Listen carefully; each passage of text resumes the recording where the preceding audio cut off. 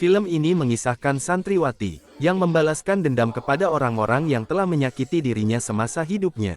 Dia tidak akan berhenti sampai semua dendamnya terbalaskan, walaupun orang itu adalah temannya ataupun keluarganya sendiri. Dan inilah Munkar 2024.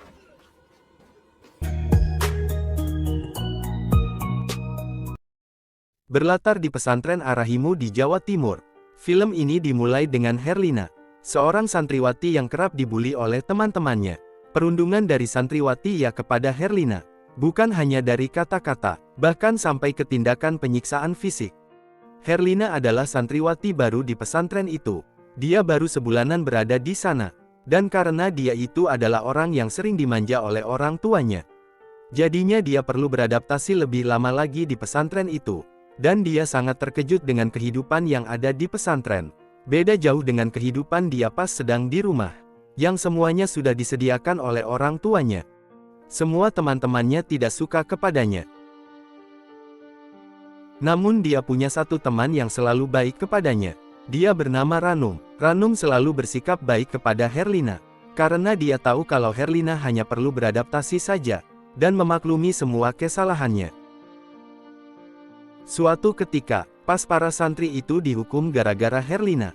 Herlina dibuli oleh dua temannya, Obi dan Dila. Lalu pas malamnya pas saat Herlina sedang sendiri di kamarnya, dia didatangi oleh Obi dan Dila. Mereka sangat kesal kepada Herlina, karena Herlina telah melaporkan mereka berdua kepada Pak Kiai. Lalu Pak Kiai melaporkan perlakuan buruk mereka kepada orang tua mereka, dan karena itulah mereka dimarahi habis-habisan oleh orang tua mereka. Mereka ini membuli Herlina bukan lagi dengan omongan, melainkan dengan kekerasan fisik, hingga membuat Herlina sangat kesakitan dan ketakutan. Kemudian Herlina didorong sampai menabrak meja setrika, dan tanpa sengaja tangan Herlina mengenai setrika yang masih dalam keadaan panas itu, sampai kulitnya pun menjadi melepuh. Lalu Obi pun mendekat dan mengancam akan menempelkan setrikaan itu ke wajahnya Herlina. Herlina kembali dibuli habis-habisan oleh mereka berdua. Namun akhirnya Herlina dapat melawan dan lari dari mereka.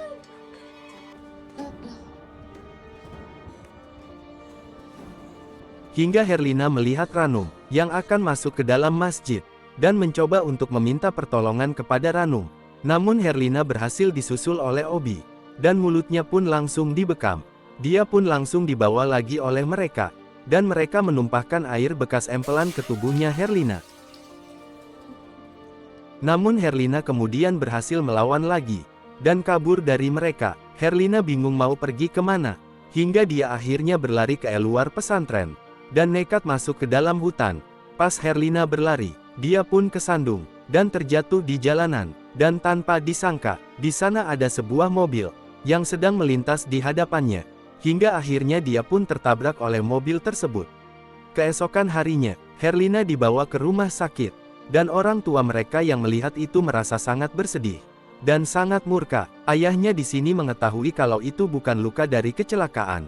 Dia marah karena di tangannya Herlina ada luka besar, dan itu tidak mungkin murni sebuah kecelakaan. Dia pun lalu pergi keluar, dan menanyakan apa sebenarnya yang telah terjadi kepada anaknya. Namun para ustaz itu tidak tahu apa-apa.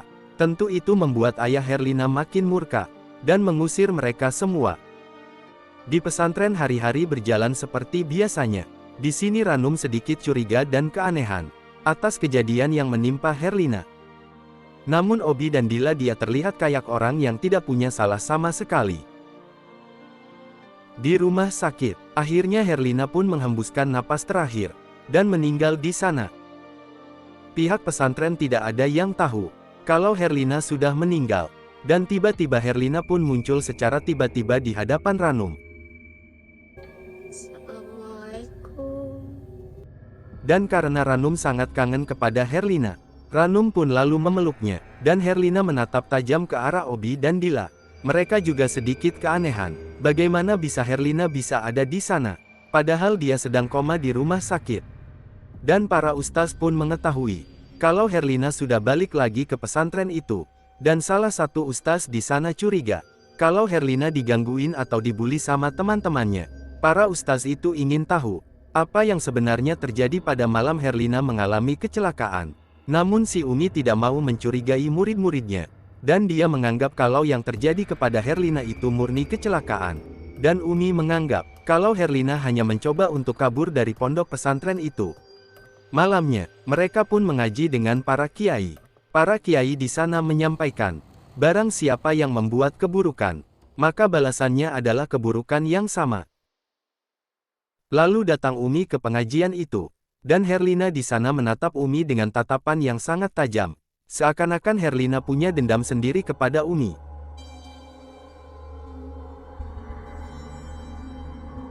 Assalamualaikum, Umi.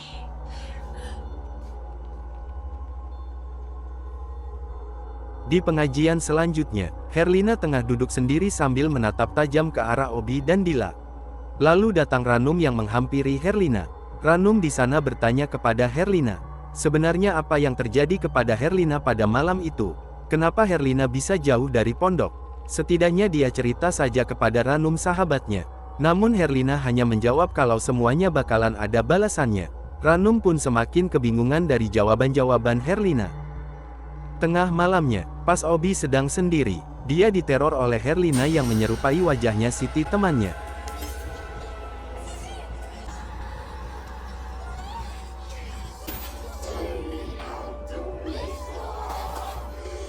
Pak Kiai pun langsung membacakan ayat suci Al-Quran untuk mengusir Herlina itu. Namun aneh bukannya kesakitan, Herlina malah mengikuti bacaan Pak Kiai. Pak Kiai itu tentu kebingungan dan bertanya siapa jin yang berani masuk ke dalam tubuhnya Siti. Akhirnya Pak Kiai pun berhasil menenangkan Siti yang kesurupan itu. Singkat cerita, Obi sangat ketakutan atas kejadian itu. Dia menyadari siapa yang memasuki tubuhnya Siti pada saat itu. Dan itu adalah Herlina, yang mencoba membalaskan dendam kepada dirinya. Besoknya Obi dijenguk oleh Ranum dan Siti. Namun Obi terlihat sangat ketakutan pas melihat Siti. Dia seakan-akan melihat wajah Herlina pada wajah Siti. Assalamualaikum, Umi. Lalu Umi datang ke sana, dan mencoba untuk menenangkan Obi. Obi hanya depresi atas kejadian yang menimpa semalam. Dan Umi yang melihat keadaan Obi seperti itu, langsung mengajak Obi untuk salat. Singkat cerita, pas Ranum mengaji, dia dihampiri oleh yang ingin ikut mengaji juga bersama Ranum. Ranum awalnya tidak merasa apa-apa, namun dia keanehan pas dengar suara mengajinya Herlina. Itu terdengar seakan-akan ada suara iblis yang ikut bersama dengan suara Herlina. Subuhnya, Siti menanyakan di mana Herlina kepada Ranum. Dan Ranum menjawab, kalau Herlina masih ada di kamar. Namun anehnya ternyata Herlina sudah ada di sana yang sedang duduk, dan menatap ke arah mereka. Di taman, Siti belakangan ini sangat keanehan dengan Herlina. Herlina sekarang terlihat sangat sedikit aneh, dan senyum sinis terus-menerus. Biasanya Herlina tidak seperti itu. Biasanya Herlina suka mengobrol, bercanda, dan tertawa, tapi beda dengan sekarang.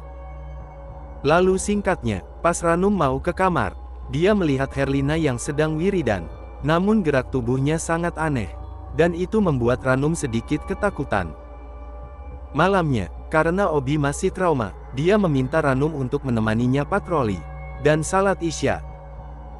Pas Ranum sedang duduk, sambil menemani Obi yang sedang salat, dia melihat Herlina berada di tempat yang pok. Dan seketika, Ranum pun menghampirinya. Namun pas dia hampiri oleh Ranum, tiba-tiba dia menghilang. Lalu Obi yang tengah salat, dia tidak sadar kalau Ranum pergi dari sana.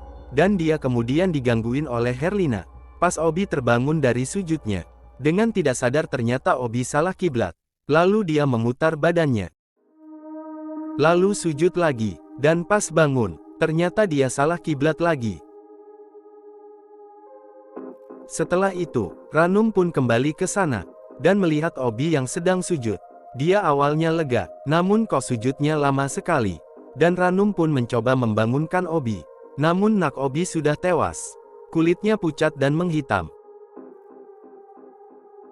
Obi pun kemudian dimandikan oleh mereka yang ada di sana.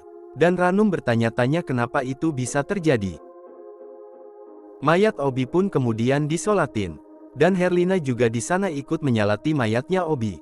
Dengan senyuman yang terlihat kalau dia sangat senang sekali.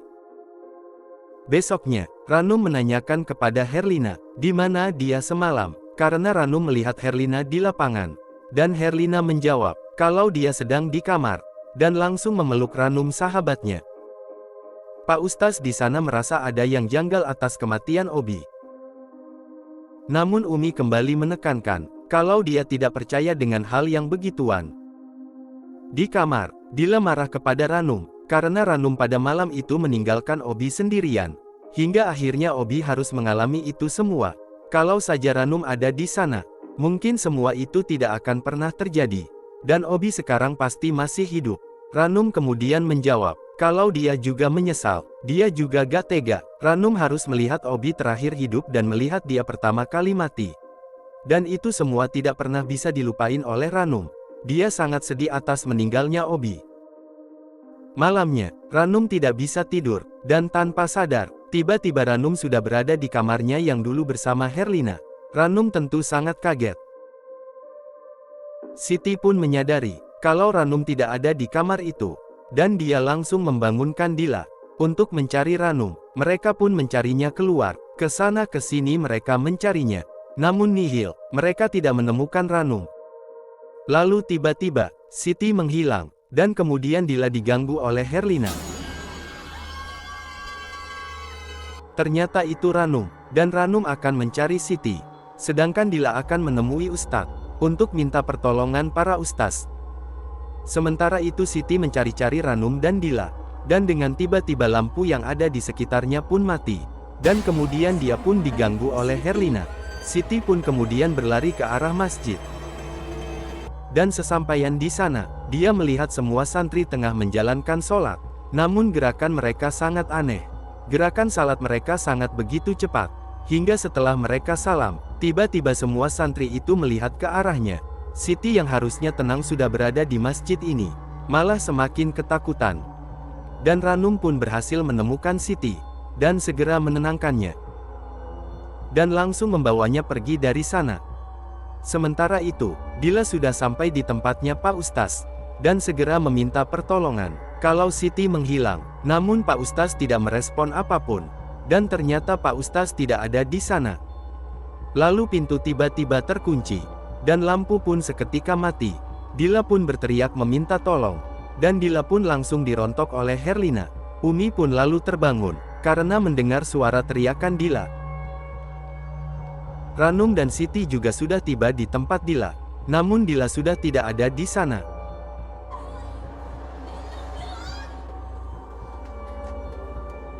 Di masjid Umi menemukan Dila yang tengah sujud di sana, persis seperti Obi. Dila mati dalam keadaan sujud, dan kulitnya pucat menghitam. Siti dan Ranum juga akhirnya tiba di sana, dan melihat Dila yang mati mengenaskan. Mereka menyangka, itu terjadi yang kedua kalinya. Pertama kepada Obi, dan sekarang kepada Dila. Ranum melihat ternyata di sana juga ada Herlina yang sedang tersenyum ke arah Ranum. Setelah itu Ranum dan Siti melaporkan kepada Ustaz, kalau semua itu adalah ulahnya Herlina. Mereka memberitahu kalau Dila diserang oleh Herlina. Umi seketika setelah kejadian itu, menyuruh semua santriwati untuk tidur di dalam masjid, agar tidak ada kejadian-kejadian yang lain lagi. Lalu Siti meminta Ranum untuk menemaninya ke toilet. Dan Ranum pun mengantarnya. Ranum yang tengah nunggu di luar, dia melihat Siti yang tiba-tiba keluar, dan Ranum pun segera menghampirinya. Ranum?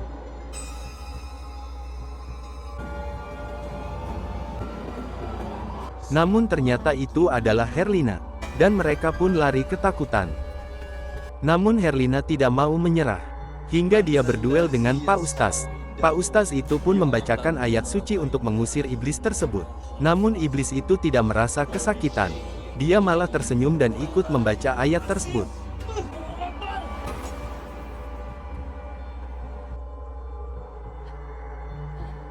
Orang tua Herlina pun tiba di sana, yang sebelumnya ditelepon oleh Umi. Dan terkuak fakta ternyata yang menabrak Herlina itu adalah ibunya sendiri, yang tidak sengaja, namun ibunya kira dia hanya menabrak tumpukan kayu.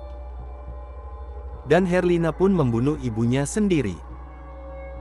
Pak Ustaz pun mencoba untuk menyingkirkan iblis yang ada di dalam tubuh Herlina. Dan terkuaklah fakta lagi, ternyata ayahnya Herlina menyembunyikan kematian Herlina dari ibunya sendiri. Dan ayahnya pergi ke seorang dukun, untuk kembali membangkitkan Herlina, agar Herlina bisa membalaskan dendamnya. Dan ayahnya memasangkan paku di kepala Herlina, agar iblis bersemayang di dalam tubuhnya, dan membalaskan dendam Herlina. Sadar, perbuatannya itu salah, ayahnya pun mencabut paku itu dari kepala Herlina. Setelah kejadian itu, Herlina pun dikuburkan dengan layak.